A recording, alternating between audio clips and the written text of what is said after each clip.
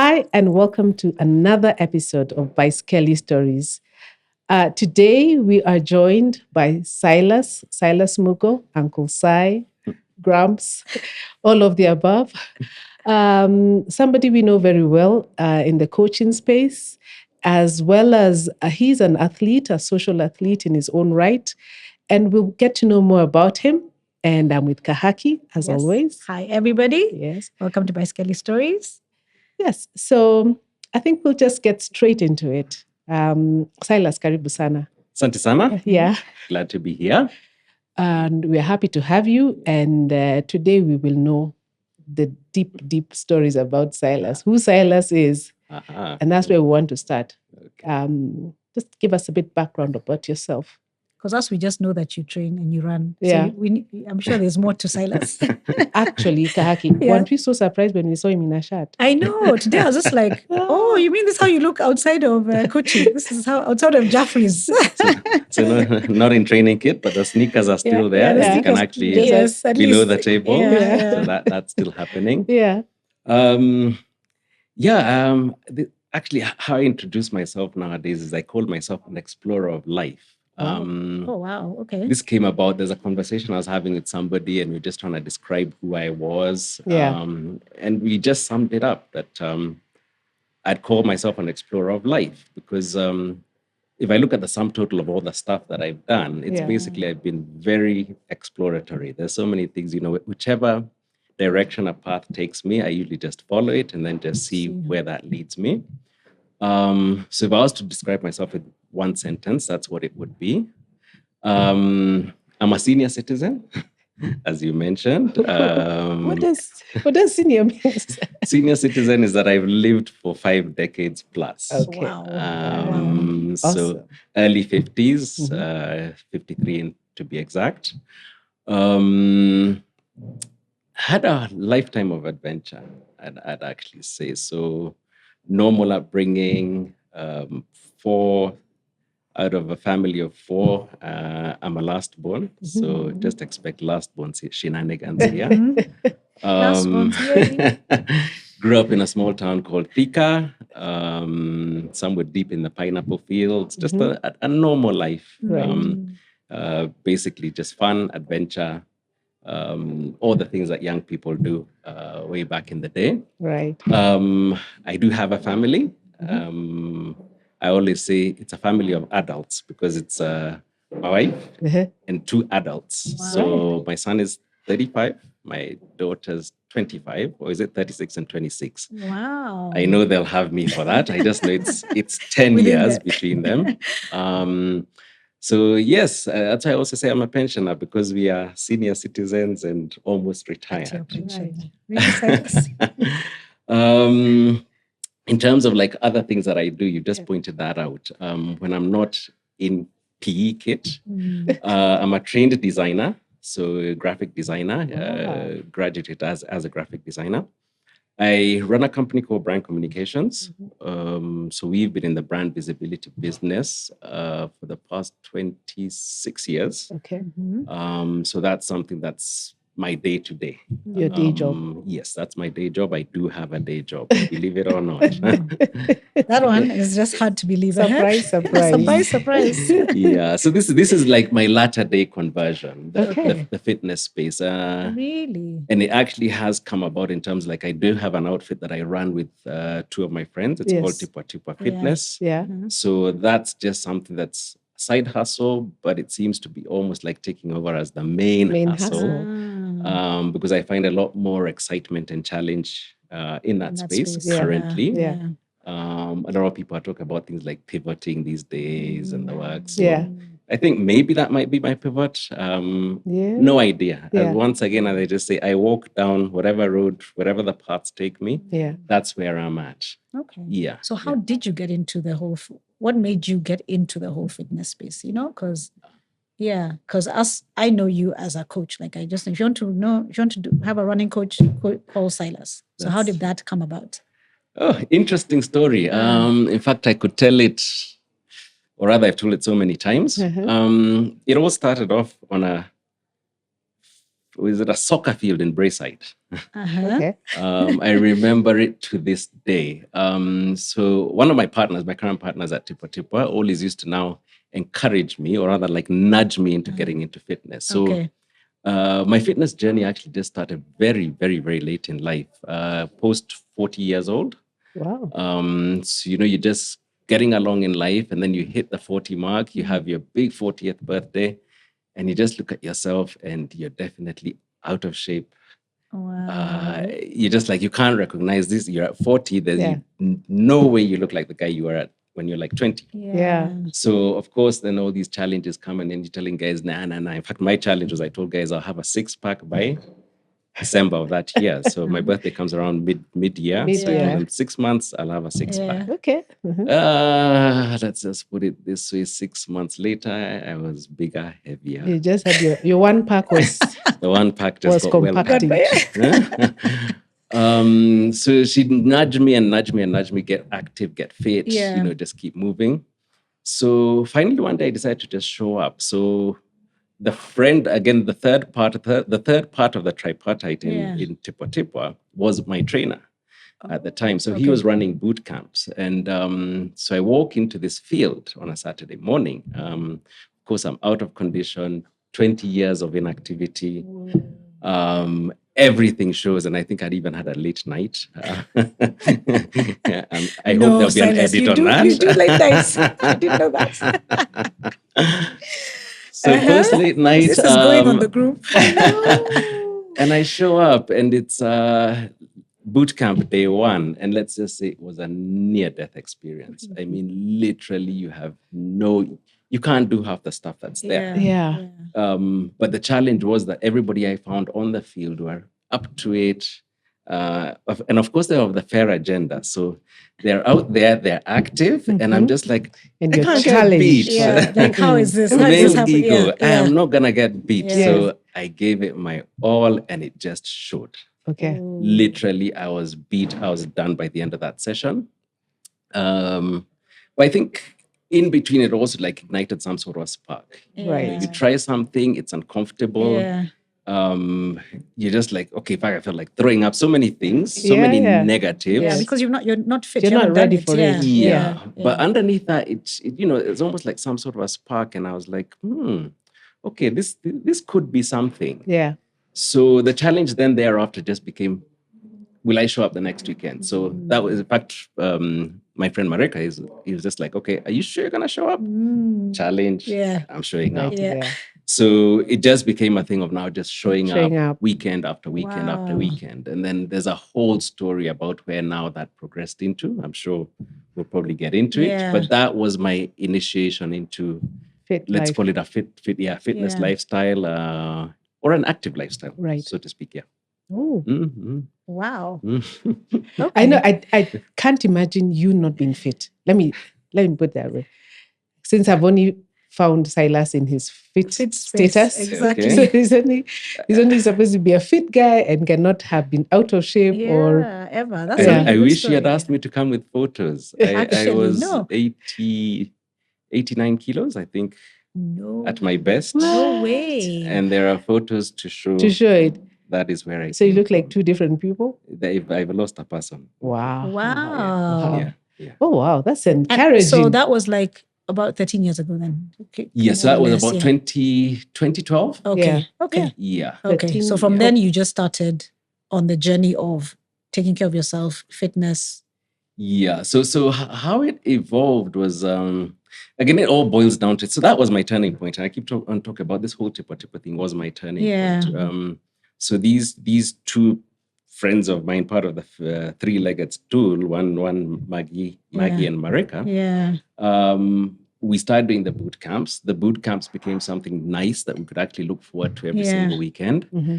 And then my friend Marika wanted to climb Mount Kenya. So we're like, hey, why not? Right. Yeah. Once again, because, and especially for me, I was active in like my lower primary school days. Yes. All sports. Yeah. Lower primary school days. Then I went to high school and everybody was just way too good. Okay. So it was almost like a crisis of confidence. You get in and, in primary school, like I'm playing fullback in rugby. Yeah. And I get to now a rugby playing school, Yeah. and I can't even, Make even the make reserve the bench. team. Yeah, you Wow. can't even You make know? the team at all. Reserves Okay. Yeah, at all. yeah, So interesting.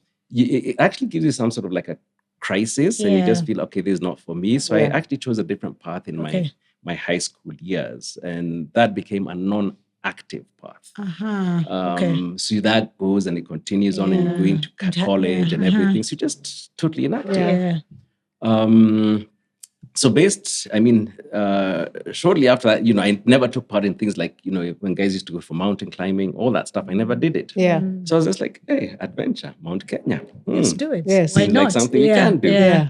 So we prepped for it, or so we thought, joined some guys who were going, and it was a disaster. Yeah. Literally, wrong gear, wrong time to climb, wrong everything. Everything. Did you summit that year? We did not. You did not. Okay. We did not. I think we got up to the halfway point, rained, poured, everything. Okay. And without And the then- right gear, that can be the most miserable time of Totally. your ever. life. Totally. Yeah. I tell guys, do you know how we used to keep our feet dry? Yeah. Nakumat, plastic bags. Oh no. So you'd actually wear those and then Over now your wear shoes. your boots. Yeah. Oh, and then wear your Then boots. wear your boots. That was the only way you could stay dry.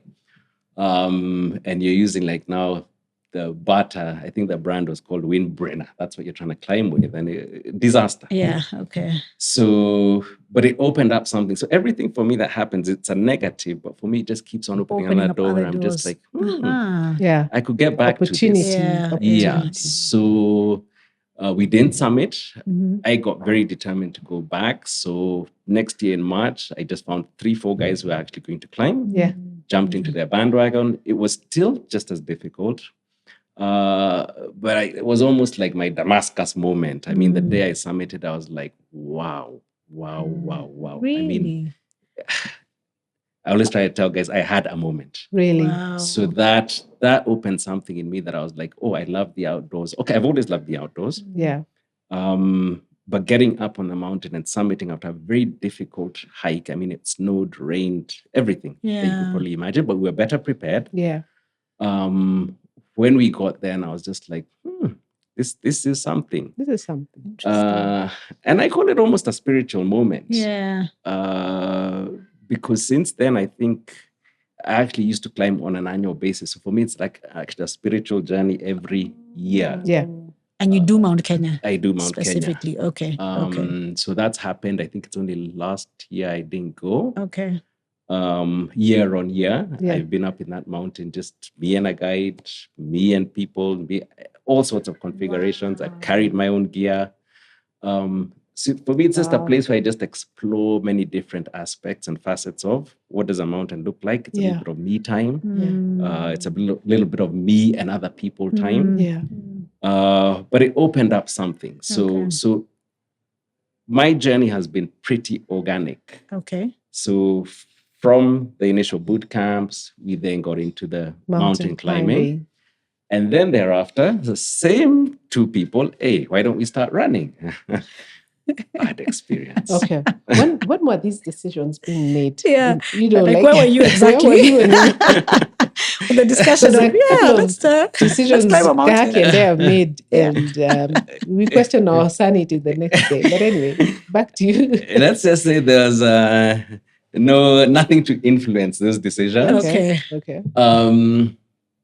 For me, it's just, I mean, if you just bring up something, I'm just like, okay, doesn't sound too bad. Yeah. Let's And try I it. You're like, don't- let's try it. Yeah. Let me try and see. I really don't even waste time Overthinking. in like overthinking. Okay, we're going, yeah. Is there a date? Yeah. Okay. Let's go. Let's go. So, and if somebody even asks for the commitment, I'll commit, then think later. Okay. So that's the only way I actually discovered that it's an easy way for me to get into things. Yeah. So same thing, with the running. I think running will complement everything you're doing. So it was does. a Jaffrey's. Let's go for a 3K run. That 3K became a 5K. Once again, let's look at my kit. It was the worst kit possible. Yeah. Wow. I say in my lifetime, kit used to be like these promotional Doom or Yeah. It t-shirts, Yes. all cotton. Omo. Shiny little tracksuit bottoms, North Star. Yeah. So, when you're actually now hitting that ground, it's just pita-pata, pita-pata. Uncomfortable experience. So I survived a 3K, no, a 5K actually. And I was just like, I don't like it. Yeah. But if it has some benefit, let's just Let's try keep it. trying. Yeah. So that's how the running came about. You then just start running and then you start enjoying it. Then it becomes me time. Yeah. So I ran alone for a very long time. So it would actually maybe do the school drop, come back, Go for a run. Just becomes time to structure yourself. Yeah. So in that way, I was able to keep that up. So yeah, running was the next thing that then came along. Yeah. And there's a lot more other things That have Came come after along. that. I've followed after that. Yes. Go ahead, Rose. Sorry. No. I think I just wanted to. By then, Tipa had already been born. Yeah. And then what is Tipa? What does that mean? Or What does it stand for? Yeah. What does it stand for? And by the time you're doing the boot camp, Yeah. was Tipa already In there, place, or yeah. did it come about as a result of the boot camp and the you guys activities. and activities? Okay. Yeah. So Tipa is actually originally my friend Marika Gishaga, that is his brainchild. So he came with this dream to actually just get people into fitness. He was living in the States, I think, for a couple of years. So I actually find by the time I was actually bringing boards into the space, they were doing it as their family. So that's how it started. I found Tipa as a functional, operational outfit, but very family-based. Yeah. So the word Tipa is actually Swahili for fitness, sturdiness, healthy. So it's Oh. Kiswahili ile ya Tanzania, which I'm not very good at. Yeah. Okay. But actually, if you also go to TZ, they'll tell you Tipa is also a big person. A big person. Big person. Yeah. So you even heard the song and everything. It's actually that is what it's all about. Oh. So it's big and strong. Okay. Okay. In that context. Yeah. So what we've just done is take our derivative. It's unique. Yeah. And that's how we live And by you're stuck it. with it, yeah. And as they say, sometimes it could have been Tipa, but it's Tipa because it's so good we had to say it twice. No, it's true. I mean, I can't imagine just having Tipa. Tipa, yeah. Because It's that's always Tipa. Yeah. So I found it. I actually joined on later. Okay. So it was running, and then I came in with now Maggie as partners into the outfit. So we joined Marika, and then we just said, let's make this our little three-legged stool. Yeah. And why did that happen? Because now, for instance, I think we've all branched out into different things that we do like. Yeah. So like Maggie eventually took over the hiking stuff, yes. aspect. Yeah. I still love hiking, but I got into other things. Okay. I got involved in like the running, the cycling element, even now the swimming. Yeah. Marika's just always there doing the fitness, the boot camps, and also he's the vision carrier. Yeah. So we try and live by his mantra of he's always trying to make this thing holistic fitness, family fitness. So we live by what he came with. I mean, it wouldn't be there if he didn't dream it. Yeah. So we're just trying to maybe actually actualize that dream and keep it just running alive in the best way that we can. Okay. And how do people join? Because I found that, I mean, your big group, how do people end up joining? Is it just word of mouth? Is it, do you have to do an exam before you join? Do you have to say run 10 kilometers? Then you can. But then we don't say that. I know people, relatives of mine who are on Tipa, and I know they don't run. Yeah? They don't. They will see this podcast. They'll know. Yeah, so it just grew organically. So, hey, we've hiked, we went to the mountains. Why don't you guys take us along? Yeah. So come by. So we take the next guys for a hike, join on. So it's a lot of word of mouth. Okay. In fact, actually, that's been the principal thing, word of mouth. Okay. Everybody knows the next person who knows the next, who's just introduced the next person. Yeah. And that's how it's grown. So what we try to then do is just try and create some consistency in terms of the activities that you do. Yeah. Right. Okay, so it became, we can't be so random. Yeah. If we're going to Mount Kenya every year, why not make it a standard date? thing? Yes. Have a date, a calendar. Yeah. Every July, we're going to Kili. So then once now guys actually pick that up, then it becomes a case of now just recruiting people for excursions. For the running, we actually try to make it like three fixed running days a week. Like I've we seen that, own yeah. a spot in Lavington that Yeah. everybody just knows this is us. I Yeah. mean, even the taxi guys, the cops, everybody just knows that's our spot. Yeah. Guys find us doing some very strange, like when you're stretching, people are like, Yeah, What all the are you strides doing on a and all Sunday that. Yeah. morning, what are you guys up to? Yeah. So it's grown organically. It has, I mean, WhatsApp groups that have well over 100 people in each one of those groups. It's very community. It's a very tight community. Yeah. What we do try and encourage nowadays is that because it was a very loose arrangement, we're now trying to encourage memberships. So Okay. now with the memberships, we're trying to see what kind of value we can deliver to both the members who are actually there. Yeah. So coming up with, partnerships with people. Can you guys offer discounts to our members? Yeah. Again, even like cross-pollinating with other groups. Okay. Yeah. So, and there's, as you guys would know, there's a lot Yes, of cross-pollination. there is. Absolutely, yes, that have worked very well, actually. Yeah, They work yeah. very well. Yeah. So even sometimes some of our programs, when we can't, I just tell somebody, okay, you're looking to ride a bike? I know a place, yes, so yeah. playing off on other people's strengths, Yeah. and then other people are able to play off on our strengths. Mhm. But the membership aspect is to allow us to actually now just create more value Yeah. for our members. But generally, it is come to us, get a referral. Yeah. What do you want to do? We want to get you moving. And then we just try and find out which discipline, what works for you. what Some works people for just you. want to walk. Yeah. So if you want to walk, one of the other mantras we have is that no man is ever left behind, or woman, or child, or, Yes, Yeah. So even in the early days, people would come and I do not know how to run. And we would actually now walk with you until you can actually get to a Run. 5K. Okay. So it's actually trying to get people from no movement to Movement. Yeah. and some people who just want to take it even further. Yeah. We're there for Beyond Okay. that. Yeah. Yeah. Okay. Tell us about your own journey specifically, because I know now you're doing Ironman and you're done 2 this year, I think, and you're about to do a 3rd one. Yes. Yes, the half Iron. Well, actually, you're about to do 2 more, right? There's one coming up. There are 2 more coming up. Yes. So tell us how you started doing Ironman and how that journey started, and are you planning on doing a full in your lifetime? You want me to state this publicly? Yes, yes.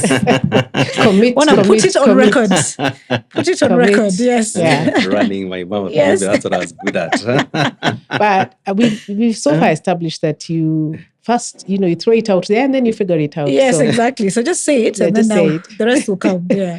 So how did that? Wow. How did Ironman come about? How did you start doing Triathlons, basically. triathlons? Yeah. Yeah. Triathlons. Okay. So you've hiked, you've run, I've started hiked. cycling maybe. Actually, the cycling came about because I got injured Yeah. running. So, we all get into running, we get excited about it, and we just run ourselves into injuries. Yes. Yeah. So, wrong equipment type. So, I used to have braced knees every single run. And I just woke up and then I was just like, no, it's not Can't work. possible. Yeah. It is not going to work. It's not sustainable. And I had cycled once or twice before. Then I had a bike that was slightly bigger for me. Then my mechanic got me a better bike, which I still ride till today. Yeah. And I was like, this is it. This is it. Yeah. So cycling then became a thing. And again, it's about those journeys. I used to cycle out into Limuru solo. Whoa. So for me, a lot of this stuff has actually been about Personal moments with journey. myself. Yeah. And I love spending just time with myself. I'm comfortable in my own In your company. space. Yeah. Okay. As much as I also do appreciate, Yes, social. I'm good with other people, Yeah. but I can spend time by myself. Yeah. And so the cycling's there, the running is there. And I'm just like, okay, the hiking is there. I'm enjoying all these 3 activities. So in 2021, I turned 50. Mm-hmm. So again, Another milestone and another silly decision. Yes. I'm turning 50. How do I Can I do? celebrate this thing? Yeah. All my other birthdays, I've done something that maybe the authorities would not be proud about. Yeah.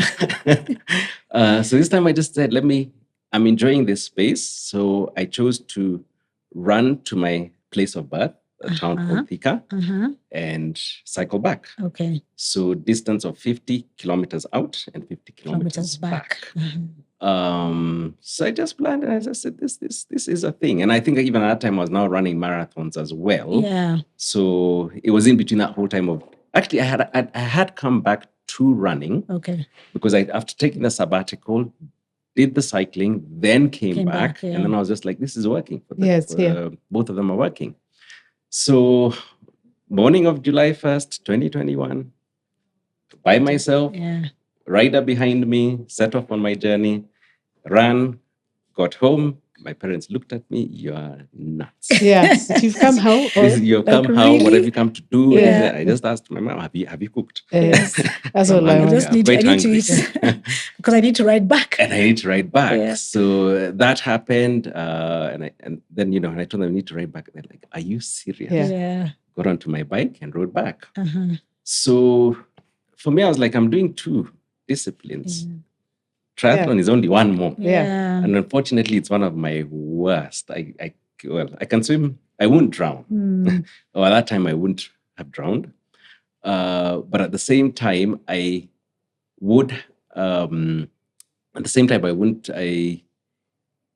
only had one stroke called breaststroke. And it was a poor breaststroke, right? That's your one stroke called breaststroke. Yeah. And it was a very, very, very poor style. Yeah. So I was like, maybe I can manage this thing. Yeah. So I started off and I said, I'm going to try a triathlon. And there's a group, some guys called Team TriFit. And I walked in and I met this guy called Michael Ora, and I told him, this is what I want to do. Yeah. I'm looking to do a triathlon. I'm looking to do an Ironman eventually. So I'd actually read up into it, and I was just like, I want to do an eventually. Ironman. The ultimate. This is it. This is it. So what's the journey?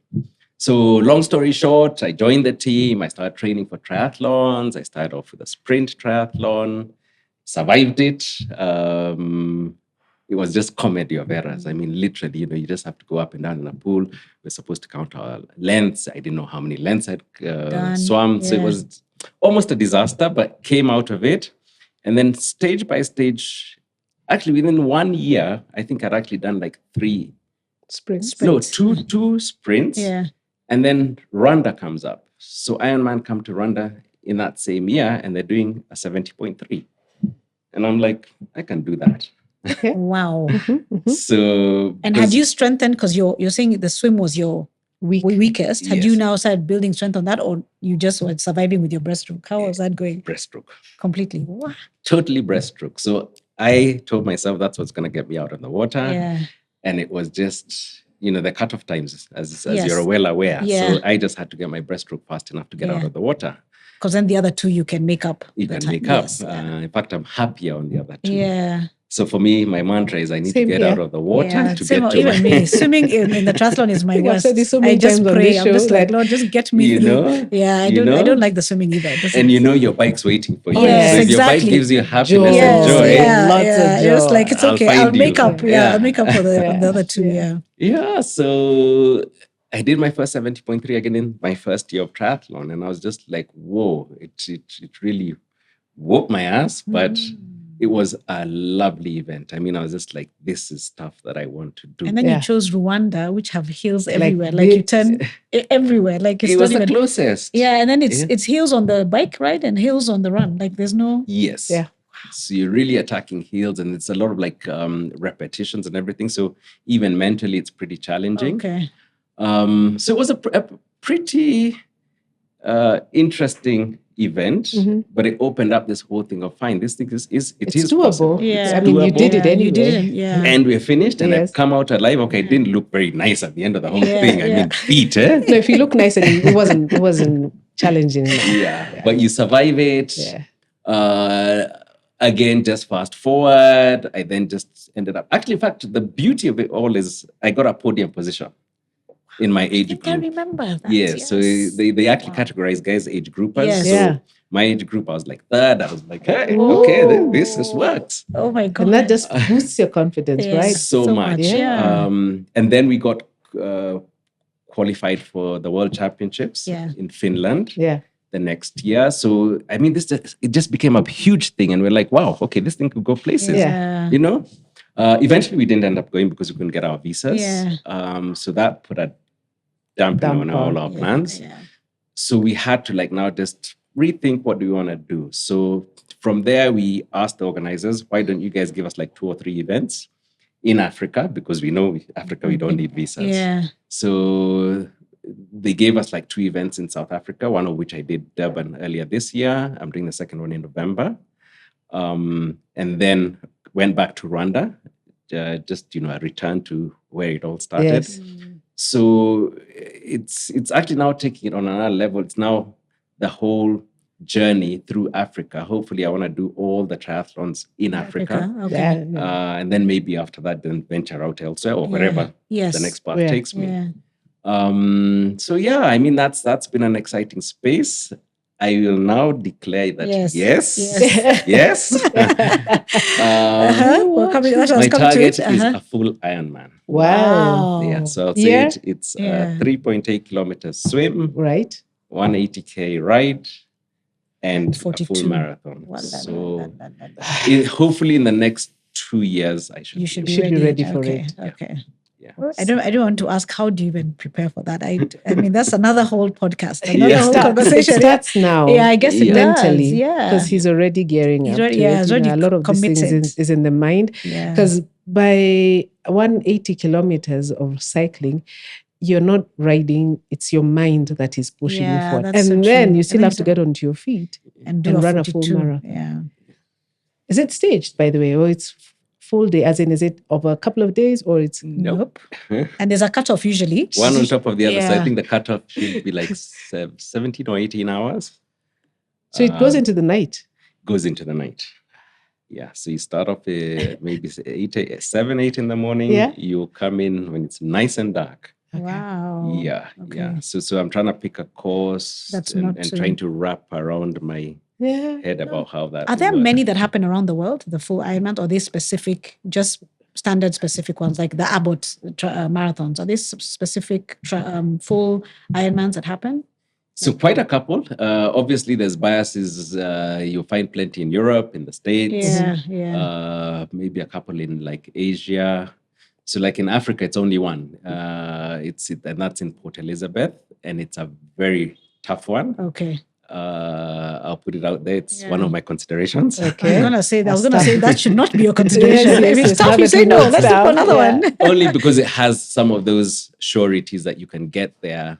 Okay. And everything. But I think the challenge with it is actually not so much. It's the water that's a little bit wild. Yeah. Okay. But even part of all this journey has been about even now conquering some of my fears. So, and I've actually even mentioned this previously. Every time the swim section is always my worst. Because I'm just am I going to come out of this thing in good shape or in bad shape? Yeah. So before I used to survive by breaststroking it throughout. That's not fast enough for what I want to do. So I've really had to come back and now work on my freestyling. Which is another whole animal altogether. But at the same time, you've got to face your fears. Yes, definitely. Challenge yourself as well. Challenge yourself. And then it's also about unlearning a lot of the stuff that you learned that's wrong. Yes. So it's about now emptying your mind. All these biases, prejudices that we've carried throughout life. People say old people are stubborn, they're obstinate. I don't think so. Old people actually teach more. An old dog new tricks. You can. Yeah, I'm saying that's what the saying goes. But especially if the old dog decides to learn a trick, it can be taught. It can be taught. Yeah, absolutely. New tricks are teachable. Yes. In fact, I think we're probably the best because once we do make the decision, then you're an empty cup. You are ready to now say, I'm ready to receive. I'm ready to be laughed at. I'm ready to laugh at myself. And it's no longer, this thing, I'm uncomfortable. Actually, when you're laughing at yourself, it doesn't matter. Yes. It doesn't matter what people think. Yeah.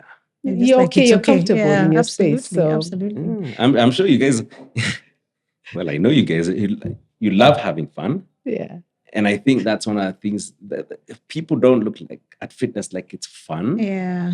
But I think even like some of the stuff that we all do, us guys actually come out having so much fun doing it. That's the reason we do it is because it's so much fun. It's fun. Because there's yes, it's hard, the actual, but there's a lot of fun There's around fun it. around it. A lot of fun And the around question it. is, people will probably ask, oh, but you're feeling so much pain. Why? You know, how can this be fun? It doesn't last. Pain doesn't last. It doesn't. It's Pain very, doesn't last. yeah. I mean, can you recall just earlier this year, Silas, when we went to Moshi? Yeah. That's another thing also you do. You cycle to Moshi and then run. Yes. And you do the cycle of about 300 plus kilometers in 2 days. Yeah. And then run 21. Yeah. Yeah. I mean, That's anybody about would pushing think boundaries. it's crazy. You're pushing yourself. Yeah. But the evening of the run, you're looking back and thinking, I did it. You know, and such an you're going accomplishment. to let your head down and you feel really good, really accomplished. Yeah. So that's a fun element. You know, I think when you're running and people look at your facial expressions and how they might be like, no, this is not for me. Yeah. But believe you me, at the end of it, you really feel good. Yeah. You really feel great and accomplished. And especially when you look at the statistics around the world about how many people run and how many people have finished a half marathon, a full marathon. You're among an elite. It's amazing, isn't it? It's only few people in the world. It looks like single-digit percentages. Very, very serious. I've never looked at that, really. Yes. Yeah. So you're in an elite club of people. And again, if you take it further to look at people who've climbed mountains, the percentage is even lower. Yeah. So if you've summited Kili, you've summited Mount Kenya. You're in a league, a very different league amongst all human beings, persons of the universe. If I mention, if you actually look at things like stats, I know that, you know, along the journey, one of the things that actually that I got into was a challenge called the 365 Fitness Challenge. In fact, that's where I actually met our common friend Angie. Yeah. So it was a challenge. So this lady, she's called Anne-Marie, did 365 days of activity, 45 Daily. minutes of an activity every day for 365. So she did it 1 year. We watched her. She asked us to join her. We did it for the entire next year. That to me was one of the best things that ever happened to me, because now there's that whole thing of trying to make fitness a habit, a lifestyle. So then just actually, I did it. So we rolled into a second year, because it's like, I mean, why am I stopping? Yeah, no reason to stop. Then we did a second year, and then I got into my third year, and I was like, no, this could be a bad habit, because then it becomes about, you know, all those stats. So it's a little bit, it is part of a habit, but you're also logging in so many stats. And I was actually, the reason I'm actually saying this is because now you're probably monitoring on like Strava. Yeah. So my Strava stats at that point in time were like in the top 1% of, everybody globally. And I see. That can become almost like a drug. Yes, it is. Addictive. Yeah. Addictive. So you need to be a little bit careful about that, and about things like even pulling back for things like now rest, stepping away from it, resetting, recharging. Yeah. But once you've built the habit, then it's also a good thing. So that was another thing that I also had fun for, I think, like 2 or 3 years of my life. Yeah. You know? Yeah. Wow. So we're coming up to Stanchart Marathon. Yeah. And there are many other marathons, but I guess the main one in Nairobi is always the Stanchart Marathon. Yeah. Do people still have time to train? If somebody is watching us and they want to start training, are they time bad? Well, maybe for the half or the 10. So they want to call you and say, Silas, I know I've got 1 whole month. Can you get somebody ready for a half in a month? 0 to half? Okay, maybe not 0 to half. 10 to half. Half? Well, okay, 0 to half. Actually, 0 to half. And you don't have to. No. I wouldn't advise it. Okay. I definitely wouldn't advise it, because one of the things that we always keep on talking about is don't run yourself into an injury. Yeah, because that's what would happen actually. Yeah. So most of the times you want to spend anything between 16 to 20 weeks. Okay. And you'll enjoy it. Yeah. And even in training, I think it's also about the journey. Yeah. So sometimes you may want to pick an event and say, fine, here's the event. I need to do this now. Yeah. But I don't think it's all about the event. as well. The No, it's not. process. It's a process. It's a Yeah, it's process. absolutely the process. Where does the story unfold? The story Yeah. unfolds during the training. Yeah. And there's so much that actually happens. So even like part of the things that we always talk about is like in training, we had that conversation. I would say, I know. today I'm you looking had at you and think, a bad day. bad Yeah, day. yeah. And she was actually now trying to get a pulse on why the day wasn't okay. Yeah. And it might just be that it was just a bad day. I'm Yeah. just off. So what do you do with that? Maybe you need a day off tomorrow and then reset, come back to it. Yeah. So to answer you, I wouldn't advise it. Even anything that's like 4 weeks to an event, I much think that's a pressure. wrong mindset. Okay. I would then actually just say, okay, fine. Do you want to use this as your start? Towards something else. Towards something Okay, else, okay. then you can use it as Yeah. start Okay. towards Maybe somewhere down the Kili. line. Okay. Yeah, next because year. Kili is next Kili is year. in It's- Feb, yeah, March. yeah. Yeah. Okay. Mhm. Okay. Yeah. Okay. Coach, Coach Sai, I guess. What advice do you have beyond, of course, starting in good time? A zero, somebody on the couch thinking about running. What would you, if you were consulting with me today and I'm telling you, I've been toying around with running, what conversation would you have with me in terms of like getting me into it? Getting into it. Yeah. Well, I always tell people, first of all, just start. Yeah. Start. I mean, if you cannot take that first step, then it's not going to happen. Yeah. So you've got to commit to a start. Yeah. One of the second things I usually ask guys is, what's your why? Yeah. I mean, why do you want to do it? Yeah. Because if you then discover your why, then that's what's going to get you through the tough times. Yeah. When you don't feel like it, why were you able to push through today? You have your why. Yeah. And that's what gets you to, it's a rough day, but I know this is part of my training, and it's getting me to this destination. That's what's going to keep me going. So first of all, one, get going. Two, think about your why and the reasons that you're doing it. Yeah.